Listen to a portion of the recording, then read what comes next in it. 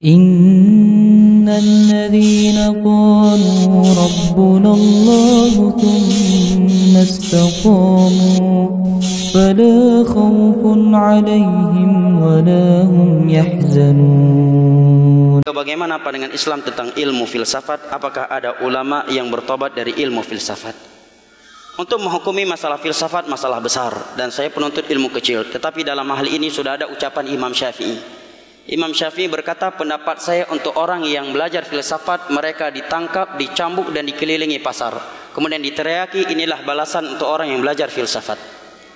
Ini ucapan Imam Syafi'i. Silahkan buka dalam kitab Asy-Syari'ah Al-Imam Al-Ajuri, kitab Syarah I'tiqadi Ahli Sunnah wal Jamaah Al-Imam Al-Lalikai, hidup pada abad keempat atau kelima. Silahkan buka kitab Al-Ibanah Ibnu Battah. Juga silakan buka kitab Aqidah At-Tahawiyah karya Al-Imam At-Tahawi yang hidup pada abad kedua dan disyarah oleh Al-Imam Ibnu Abil Ais yang hidup pada abad ke-6 atau ke-7 Hijriah. Dan filsafat adalah sebab manusia mulai mentakwil istawa dengan makna di mana-mana, istawla, mentakwil sifat-sifat Allah yang ada di dalam Al-Qur'an.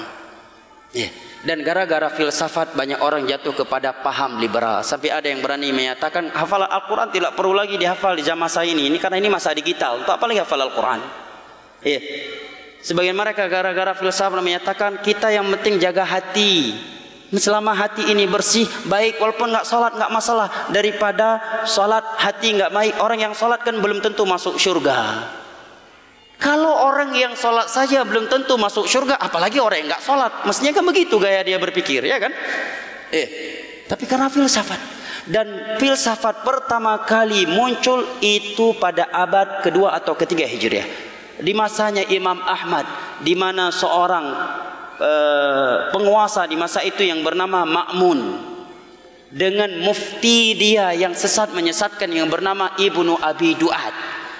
Rajanya filsafat di saat itu, dan dia berkeyakinan Al-Quran makhluk, memberi bisikan kepada Ma'mun agar memaksakan seluruh ulama Islam di masa itu seperti Imam Ahmad, Yahya bin Ma'in, Ali ibn al-Madinah dan yang lainnya untuk mendeklarasikan bahwa Al-Quran makhluk. Maka kitab-kitab filsafat Yunani diarabkan. Kalau ada yang berkata beda filsafat sekarang dengan filsafat dahulu, maka itu sama dengan ucapan sebagian mereka, beda Syiah dulu dengan Syiah sekarang. Kalau memang beda, ganti aja namanya. Kenapa harus nama filsafat? Satu. Kedua, filsafat di masa Imam Syafi'i saja seperti itu ucapan Imam Syafi'i. Amat keras ulama Islam mengingkarinya, apalagi filsafat di masa sekarang. Yang Nabi katakan, la yati zaman illa walladhi ba'dahu syarrun min, tidaklah datang suatu zaman kecuali zaman yang datang berikutnya lebih buruk daripada sebelumnya. Nah, dan yang bertobat dari ini adalah Al-Imam Ghazali. Beliau meninggal dalam keadaan Sahih Bukhari berada di atas dadanya. Saya pernah berjumpa dengan seorang guru dosen filsafat di Aceh ini. Dia katakan Sahih Bukhari bukan kitab yang ilmiah. Bayangkan, nyan dosen hana pakai jilbab, urinang, urindai Aceh. Sahih Bukhari bukan kitab ilmiah, kata dia. Bayangkan, guru filsafat. Dan dia nggak pakai jilbab, urindai Aceh, kau urlua. Bayangkan, subhanallah. Gara-gara filsafat jamaah. Imam Ghazali menyatakan, andai kata aku tahu filsafat seperti ini buahnya, sungguh dari dulu aku udah belajar hadis. Tiada yang aku dapatkan dari ilmu filsafat dengan umurku yang panjang ini kecuali kebingungan, kata beliau.